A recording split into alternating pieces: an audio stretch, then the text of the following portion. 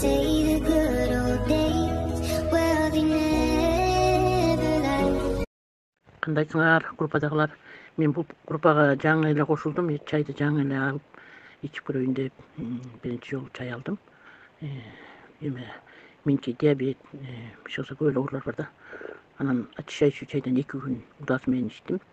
Анан кечинде 1 стакан эме ичкем. Диабет чайын ичкем. Анан эртең менен өлчөсөм 5-9 болуп калыптыр.